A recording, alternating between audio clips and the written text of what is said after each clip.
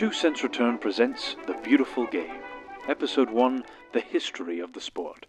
Depending on who you ask, football originates from a plethora of cultural recreational activities. Dating back to the year 2500 BC, historians have traced early ball-based games to the Greeks, Egyptians, and even Chinese societies.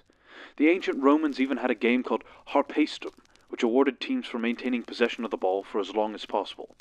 Both this and the Greek equivalent called episkiros are more closely related to modern-day rugby than association football. The ancient Chinese game of Su Chu, which translates to kicking the ball, is the closest of the ancient games to the modern sport of football. Appearing during the Han Dynasty, Su Chu is said to have been a training exercise for soldiers. Players would attempt to kick a small leather ball into a net strung between two bamboo poles. The usage of hands was forbidden, but a player could use their feet and largely any part of their body to progress the ball. Where Su Chu and the modern game especially differ are in the placement and size of the goal. A modern football goal is firmly on the ground and measuring about 8 yards in width and 8 feet in height, but according to Chinese records, a Su Chu goal was suspended roughly 30 feet in the air and only about a foot or so wide, which admittedly would make the modern game significantly trickier. Though some of these ancient precursors were for recreational purposes or for military conditioning, both the Japanese game of Kamari and the Native American game of Pasa Herman were for ceremonial purposes. The Mesoamerican cultures who partook in Pasa Herman claimed that the ball was to symbolize the sun, and the act of playing the sport was to appease the sun god. Though rules on contact with the ball and where the goal is positioned slightly varied across the region, the outcome of playing it was the same. The captain of the losing side would be sacrificed to the gods. I'm not entirely sure that practice would be considered ethical nowadays, but I can't think of a more surefire way to increase interest in the sport. Most of these ancient games featured balls made of shreds of leather, filled with hair, feathers, or other soft space fillers. The first time that balls filled solely with air appear in records dates back to the 7th century AD. By that time, though, the movements of empires and cultural rituals had spread various ball games throughout much of the world. It is the Romans, though, that due to their occupation of Britannia, brought their customary ball sports to the British Isles. By the 12th century AD, the origins of modern association football were dreadfully violent. Entire English towns would be ransacked and devastated, as fallout from the matches would move from the meadows or roads where the game was being played into the town, and could even result in deaths. Nowadays, any time a player so much as lays a hand on an opposing player, they're liable to be reprimanded. In 1365, King Edward III, presumably tired of citizens biting, punching, gouging, and conducting generally vicious behavior, outright banned the sport. King James I of Scotland also followed suit by proclaiming to Parliament in 1424 that "na man play the football."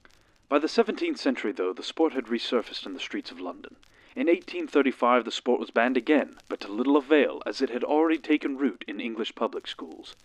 Two schools particularly are credited with transforming the game into modern sports. The School of Rugby allowed for participants to carry the ball with their hands, kick opposing players in the shins, and trip other players. As you might have guessed, these became known as the rugby rules and led very much to the sport of rugby as we know it today. Eton College, on the other hand, combined with other schools, continued to outlaw the usage of hands to progress the ball and forbid players from making high tackles as well as outright tripping other players. These became known as the Cambridge Rules and are widely regarded as the first set of proper regulations owing to association football. Despite a collective effort from many schools that gathered at Cambridge in 1848 to set definitive rules, questions concerning number of players on the pitch, goal size, and so on were not successfully addressed. However, in 1863, the final split between major rule differences resulted in a formal creation of rugby and association football. By 1869, the Football Association formed and outright banned any handling of the ball, and at this point, the modern game of association football was born. Club formation began to expand. New places for individuals eager to play the sport sprung up, and by 1887 there were 128 registered football clubs. The first official club, though, might owe itself to the Scots, who preferred to pass the ball between the players, and as early as 1824 had formed the Foot-Ball Club in Edinburgh. The first English club of this type was formed in Sheffield in 1855, but it should be noted that the football club Notts County, founded in 1862, is the oldest still actively competing club in the world. Association football was such a popular pastime during the industrialization of the British Isles that factories, pubs, and even churches would often form their own clubs as a way for the community to come together. It wasn't very long before players who exceeded at the game were paid to come and play for certain clubs that had a rather competitive streak.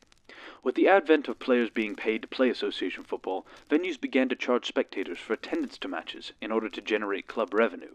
In 1871, the Football Association Challenge Cup, otherwise known as the FA Cup, was created to officially give clubs a trophy to compete for. The first international match took place in 1872 and featured a scoreless draw between players of the English and Scottish national teams. By 1883, England, Ireland, Scotland, and Wales had devised the first proper international tournament. For club football, though, the Football League was created in 1888 as the first professional football league in the world, featuring an inaugural 12 clubs.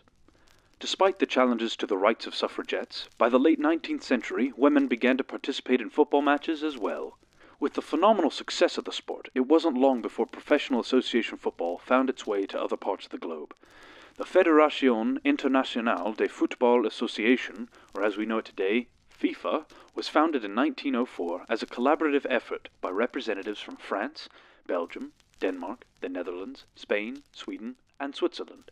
England and the rest of the British countries did not immediately join FIFA, but did sign on a year later despite not participating in the FIFA World Cup until 1950. Men's association football was included as an Olympic sport in 1908, but rather unfortunately, women's football was not added to the Olympic lineup until 1996. The first ever World Cup took place in Uruguay in 1930. It was actually won by the host country, as Uruguay went on to defeat Argentina 4-2 in front of a crowd of 93,000 spectators. At the time of the running of the first World Cup, 41 countries had signed on as members of FIFA. Now FIFA boasts over 200 member countries as the largest international sports organization in the world. To its credit, football was one of the earliest sports to allow for non-white participants to compete professionally. As early as the 1880s, Andrew Watson became the first black player to compete professionally with the Scottish club Queen's Park. Now players from all over the world compete in various domestic and international leagues. As it stands, FIFA divides the global region similar to continental boundaries into different confederations. The CAF comprises African teams, the AFC is made up of Asian teams, UEFA for European teams, CONCACAF for North, Central American and Caribbean teams, OFC for teams in Oceania, and CONMEBOL for South American teams. Each region has its own national team tournaments and are guaranteed a certain amount of slots for World Cup qualification. On top of that, the best teams in each of the domestic leagues that make up the confederations participate in their Confederations Champions League. Every 4 years, the FIFA World Cup takes place, featuring the qualified teams from every confederation, and every year, the FIFA Club World Cup takes place featuring the best club teams from every confederation. Association football truly is the largest all-encompassing sport in the history of mankind, and it's growing even more still.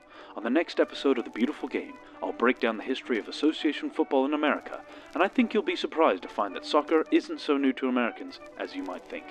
Thank you for listening to this episode of 2 Cents Returns, The Beautiful Game.